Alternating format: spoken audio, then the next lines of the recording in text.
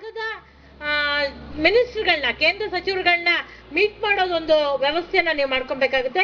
ಬೇಕಿದ್ರೆ ನಮ್ಮ ರಾಜ್ಯದ ಏನು ಕೇಂದ್ರ ಸರ್ಕಾರದ ಸಚಿವರುಗಳಿದ್ದಾರೆ ಅವರೆಲ್ಲರದ್ದು ಅಪಾಯಿಂಟ್ಮೆಂಟ್ ತಗೊಂಡು ಈ ರಾಜ್ಯದ ಎಲ್ಲ ಶಾಲೆಯ ಒಂದು 5 ಜನನಾದ್ರೂ ರೆಪ್ರೆಸೆಂಟೇಟಿವ್ಸ್ ಬಂದು ಅವ್ರನ್ನ ಮೀಟ್ ಮಾಡಿದಾಗ ಅವ್ರಿಗೆ ಇದರ ಒಂದು ಬಿಸಿ ತಟ್ಟುತ್ತೆ ಮತ್ತೆ ಇದ್ರ ಬಗ್ಗೆ ಕಳಕಳಿ ಆಗುತ್ತೆ ಅನ್ನೋ ಭಾವನೆ ನನ್ನದು. ಆ ನಿಟ್ಟಿನಲ್ಲಿ ನೀವೆಲ್ಲರೂ ಒಂದು ವ್ಯವಸ್ಥೆನ ಮಾಡಬೇಕು.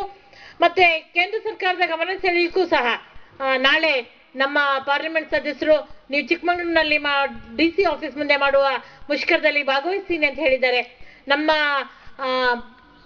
ಜಯಪ್ರಕಾಶ್ ಹೆಗ್ಡೆ ಅವರು ಇಂಥ ಒಂದು ಅನೇಕ ವಿಚಾರಗಳನ್ನ ನಾವು ಅವ್ರ ಗಮನಕ್ಕೆ ತಂದಾಗ ಅದನ್ನ ಕೇಂದ್ರ ಸರ್ಕಾರದಲ್ಲಿ ಹೋರಾಟ ಮಾಡುವ ಒಂದು ವ್ಯವಸ್ಥೆಗೆ ಅವರು ಭಾಗಿಗಳಾಗ್ತಾರೆ.